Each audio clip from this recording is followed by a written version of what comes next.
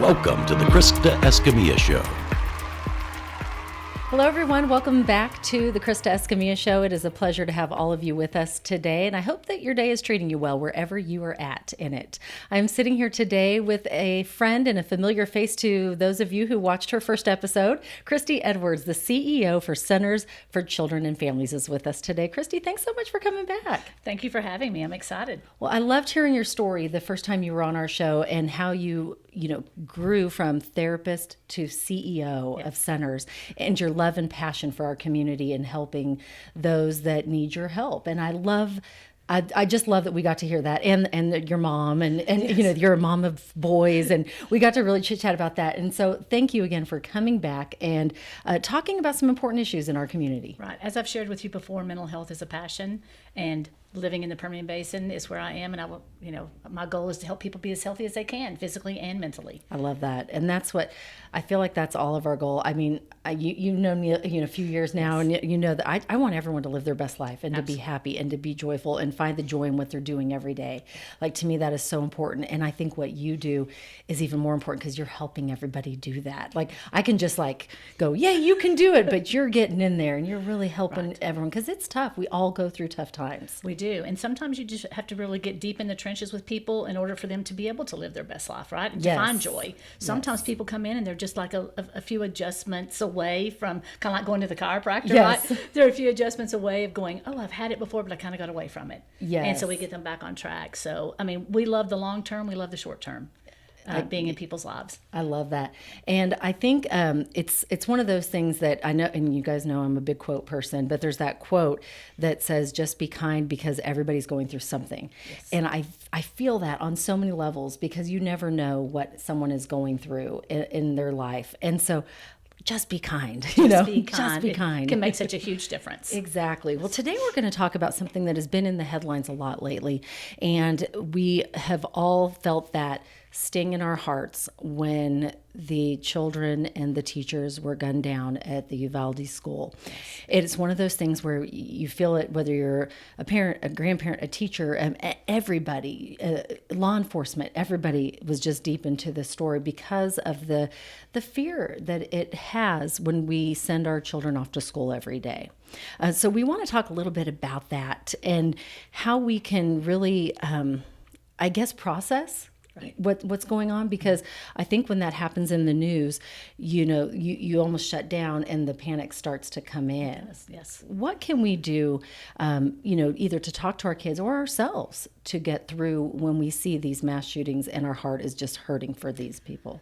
Well, and this is difficult because it's been proven that things can happen anytime, anywhere. And so, people start feeling like they're not safe anywhere, right? Right. So what we have to do is we have to learn how to go forward with our lives, live our lives, being aware of certain things that we never thought we were going to have to be aware of, but also being able to say, I cannot live my life in fear, and I cannot transfer the disease of fear to my children to where they're not able to function in a school setting or at a movie theater or at the mall or anything else. So, some of the things that you can do, once again, everybody wants to feel like they've equipped themselves. Mm-hmm. So it is like learning to be able to scan your surroundings and recognize things that look a little bit off. Right. I've even myself got up and left a restaurant one time because I thought there was something that was really upsetting or unsettling maybe, and I think that you have to be okay with that, right? Because we're saying things that don't look good sometimes aren't. Things that don't look good sometimes are just completely innocent, right? But just to be able to protect yourself in that way, to say, I don't like the situation, I'm going to get up and leave, right?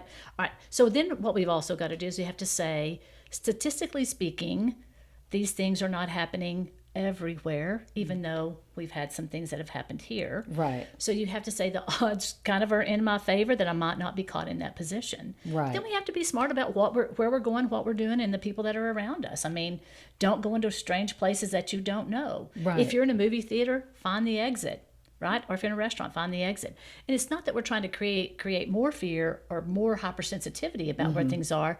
it's just good practice. It's almost like when, and I don't know if you remember this, when in elementary school when you were being taught stop, drop, and roll. Oh, absolutely. Right. And then I remember also that whoever came in, it was usually the fireman or the captain of the fire department would come in. He would also say, have a meeting spot. Yes. Like, so if your family, if something were to happen, have that meeting spot. It's almost the same situation, right? It is. But yet now it's not at your home. You're now having to think in other locations. Right. And so being prepared. Yes, you've got just number in one, case. be prepared. Have a plan. So be prepared. Have a plan. What anybody will tell you that's like a fireman or a policeman, they're going to say there are certain things that you have to do immediately upon being confronted with fear, and one of those is to breathe. Right. Because whenever you're afraid, Breathing is so good. right, you stop, and everything gets shallow. You might get tunnel vision, your heart rate might go up. So it's basically like breathe. If your anxiety is going up, or your fear level is going up, breathe, stop and breathe. And then make a move if you need to make a move. Sometimes all you have to do is go, oh, I'm aware. That was completely fine. Right. But one of the things we work with the Midland Fire Department when we do the active shooter training, or now it's called CRAZE, Civilian Response to Active Shooter Training or something like that. Yeah. But anyway, they talk about you cannot be a sheep, you have to be a sheepdog. So you cannot sit and say, oh, this is probably nothing, or oh, I don't think there's anything I have to worry about. If your instinct is that something is going on, be a sheepdog, get up and move. And I feel like listening to your gut instinct like that is so important. Oftentimes we don't listen to our gut instinct, and I always try to enforce that with the kids. With our own children. Listen to your gut. Your gut knows. It does this little flip. Yes. Right. We've all felt it. Yes. It does this little flip, and you go, oh, maybe I should really pay attention to that. Something. So almost always your body's nervous system is going to pick up on something because we've trained ourselves that we live in a safe world. Yeah. Right. So if you get the little tingly feelings on your arm or the hair on the back of your neck, that's a real thing when people talk about that. It is. Or just something, a sense, your spidey sense. Pay attention. I love that. Right. I think these are all great tips, and I think that it is something that we all need to be aware of. But something else we all need to be aware of is that at some point we may need to seek therapy on certain things, because we want to talk a little bit about that right now. And how do you know when it's time? Because like I said earlier, we all go through things, and it's okay to ask for help. It's a great thing. I mean, that's that you're there to help us. And so how do you know when is the time to seek therapy, whether it is with anxiety or depression or that PTSD, there, or something when you see something in the news and it just can't get out of your mind? When do you know? All right. I'm going to share a little something with you. Do you remember, I guess it was a couple of weeks ago, whenever somehow something came out that there was an active shooter out in Mid-Kif or whatever. Yes. And that was so there were so many people that experienced a level of PTSD and anxiety, because it's like, we've been through this before and oh my gosh, it's happening again. Right. And people all over town froze, not knowing what to do. Or they immediately went into that, I've got to go make sure my kids are safe or whatever. So those are normal situations. But if you're experiencing that kind of feeling, that that you're freezing, that you don't know what to do, that you do get the tunnel vision, that you can't breathe, if you're unable to go to work or go about your day, you're afraid to go shopping or to the movie theater, if it's really affecting your everyday life, it is time to work with a therapist. Okay. And then what's the next step? So then because I know Centers is there, and y'all are so busy and so wonderful in our community. What is the next step after you address it and go, okay, yes, it's time? It's time. So then you have to make the first phone call, which is so hard for some people, because it's like admitting that I am kind of powerless over what's going on with me right now and I do need help. So you make that first phone call, and what you're probably going to do is have a consultation, or at Centers we call it an intake appointment. That's where you're going to come talk to a licensed professional therapist and kind of just talk about the things that are going on, what your symptoms are. And at the end of that, we're going to set you an appointment up and get you started with a therapist. And at Centers, what we try to do is, when you come with your unique issue, we try to do compatibility versus availability. So we might have a therapist that could work with you, but it might not be somebody that's got trauma training, especially if we're talking about trauma. Right. So what we want to make sure is that we get everybody with the appropriate therapist, because we want to ensure that you have a successful connection with somebody. Yes. And sometimes you might have to change therapists a couple of times because it's just not, I don't feel comfortable for some reason or whatever. Right. Because you're coming and you're bearing That's okay. yourself. It's okay. Right. So it's fine to kind of, shop around, if you want to call it that, because we want it to be successful. Right, because you want to feel comfortable enough where you can tell them anything, because that is how you're going to get the most out of and the most benefits from That's your correct. therapy. Yes. What do you want people to know, that, like the number one thing about therapy and why it is so good for healing? Once again, it's almost, it's therapeutic. So whenever Pun intended, right? Pun intended. Pun intended. When you go into someone's office and you're in a safe space Yes. with a professional, it's kind of like the relationship you build with your doctor, right? Right. I can talk to you about anything. I don't have to be embarrassed. I know there's not going to be any judgment. And sometimes it's in the regurgitating of all of your concerns and your fears that the healing starts.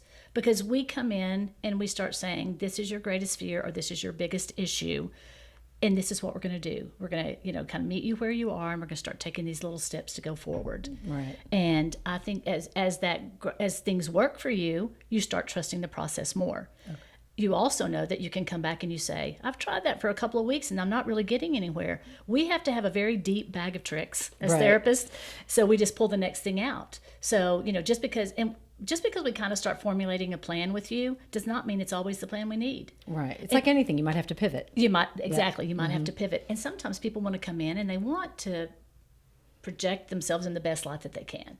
So they are not always honest right at the very first about what the biggest issue is. It's like, I'm having trouble Yes. sleeping and having a fight with my wife or my husband, too often. But at some point we get down to maybe the nitty gritty.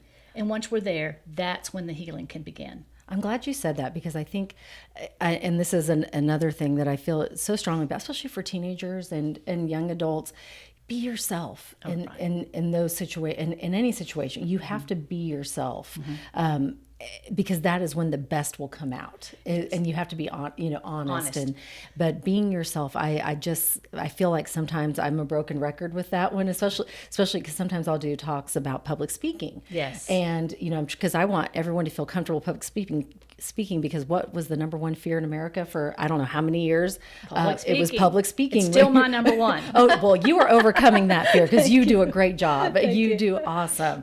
And that's part of what I say with public speaking. I'm like, keep doing it, keep doing it, keep getting out there, because the more you do it and the more you're yourself, the easier it gets. Absolutely. Sometimes we feel like you said, you want to show your best side, right?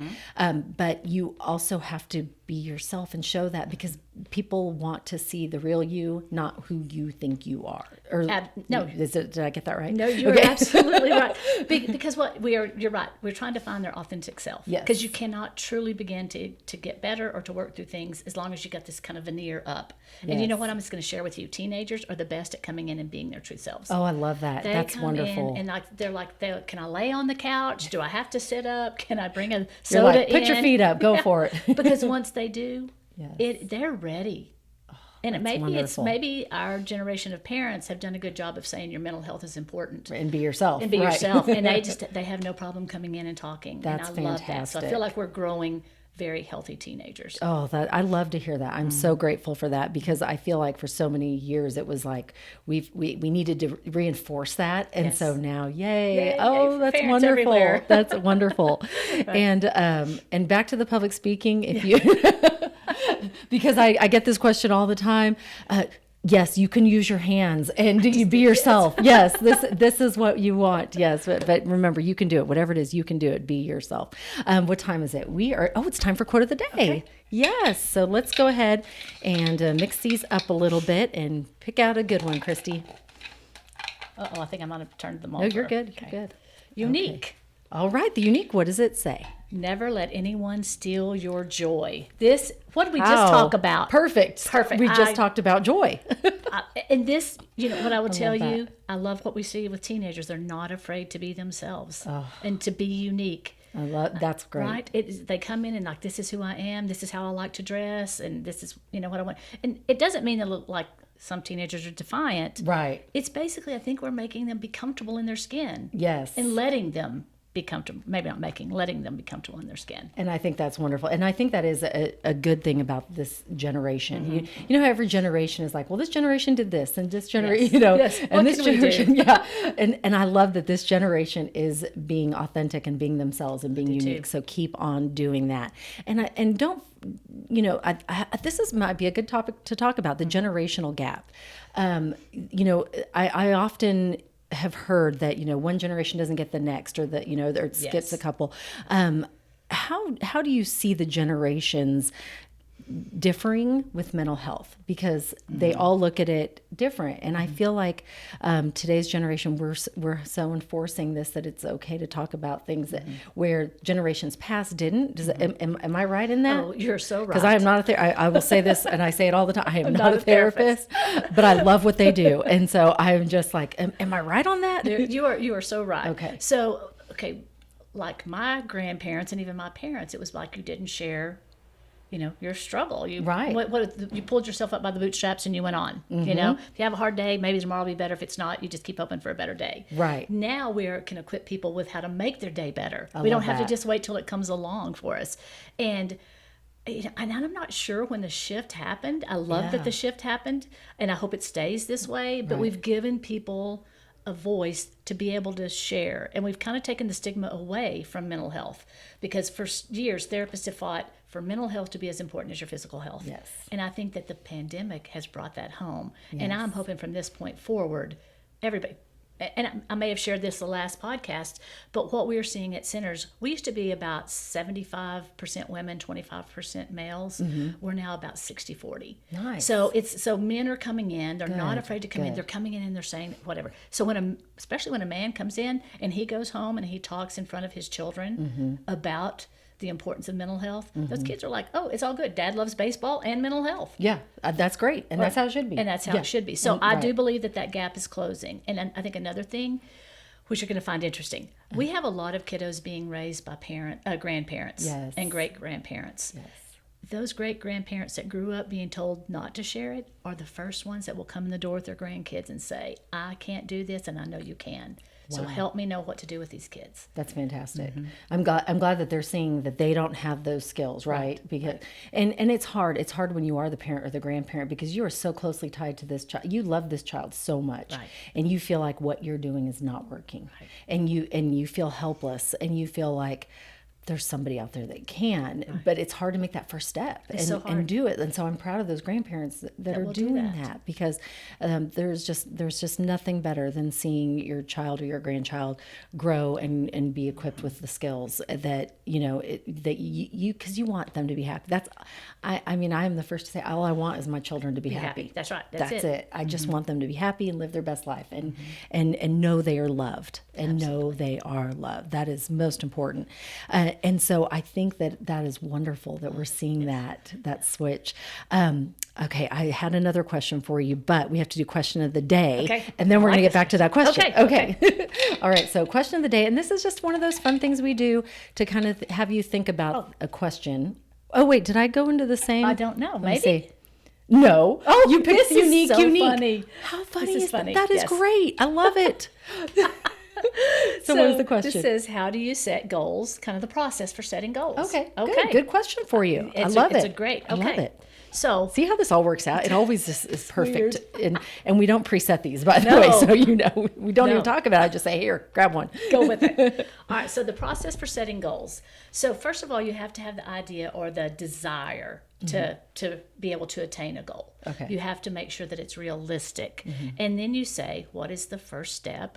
And then you have to ensure some kind of success at that first step before you're able to go to the next step. Are you a write it down? You're right. Oh, You have absolutely. to write it down. Okay. I recommend getting a little small whiteboard Yes. and saying, okay, I'm trying to think of one. My oldest son is great with setting goals.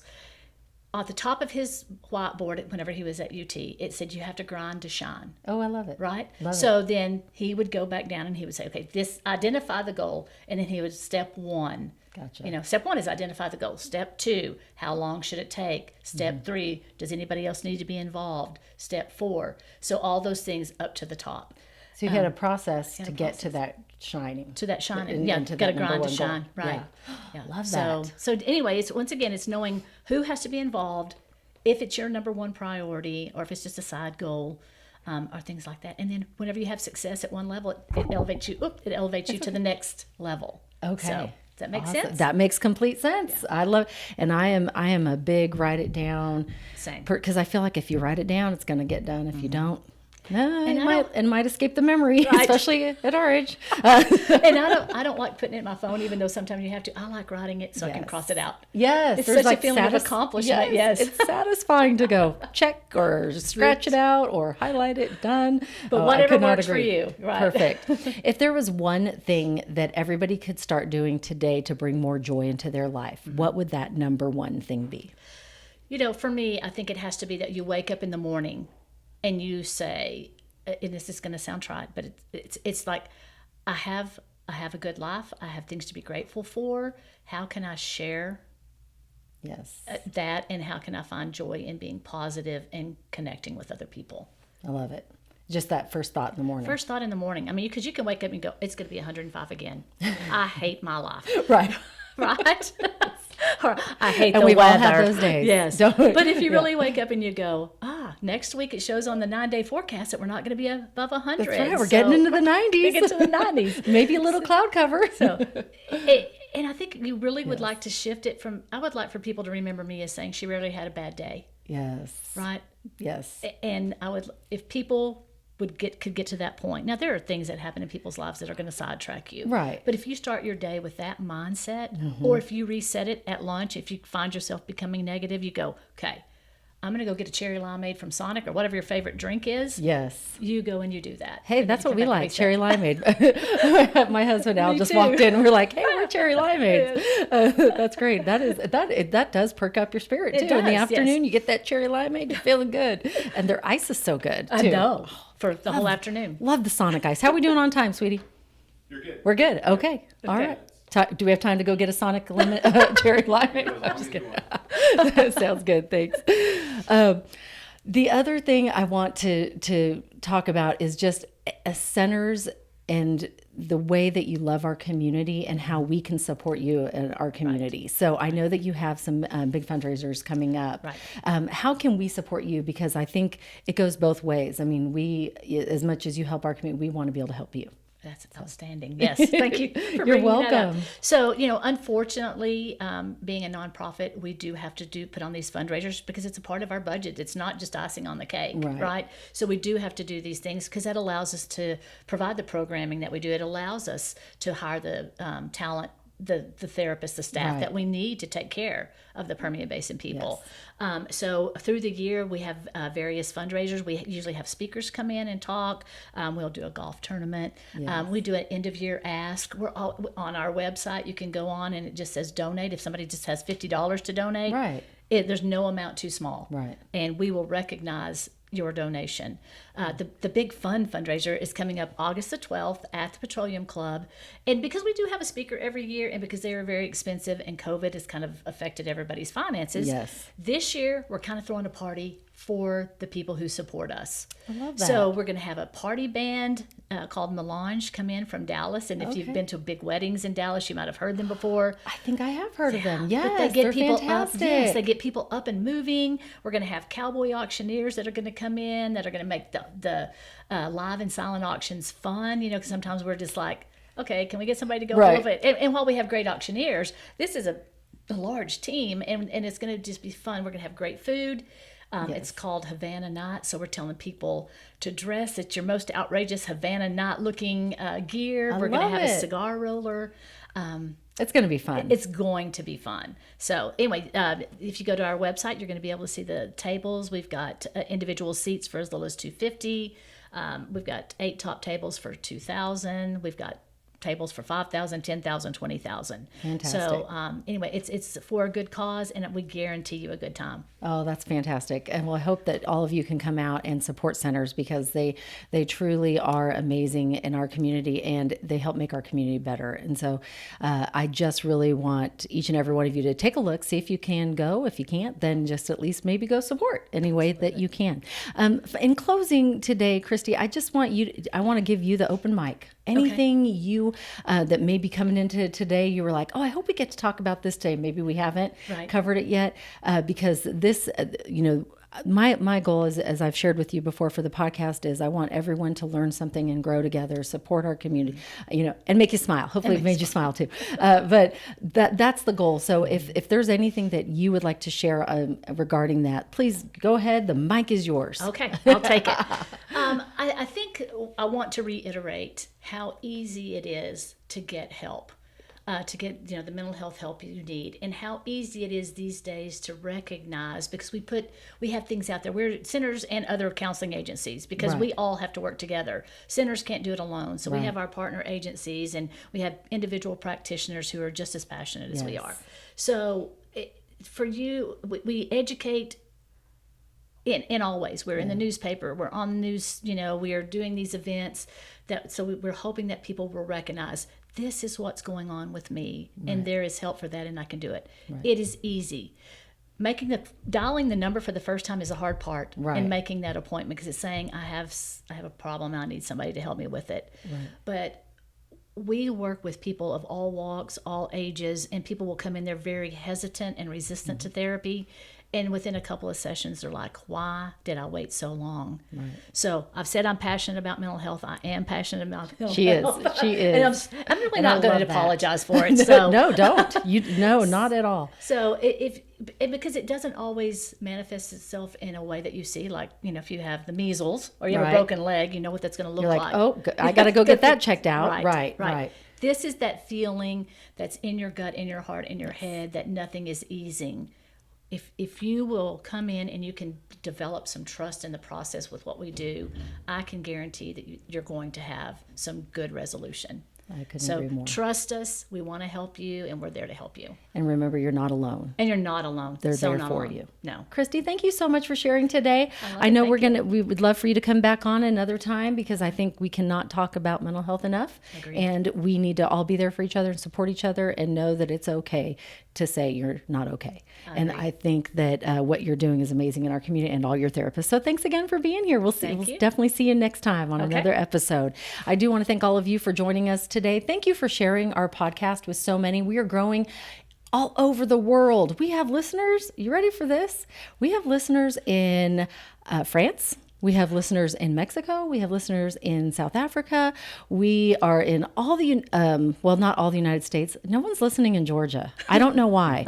So if you could share this with a friend in Georgia, we would appreciate that. I think North Dakota's missing too. So if you have a friend in North Dakota, send it to them. But I love it, because we want everyone to feel connected to us, and for them to know they're not alone, and that we're here to help, and we're here to encourage you for your goals, your dreams, your desires, whatever it is, or if it is to put a smile on your face that day. That's what we're here for. So thank you for joining and sharing. Thank you to our sponsors, Rig ID Workwear, joincapclub.com, and Midland Caps. We appreciate you for allowing our show to get out and to connect with everyone and get to do what we love to do, which is highlight our community. So thanks again. Remember my mottos: dream big, believe in yourself, and never give up. You make it a great day.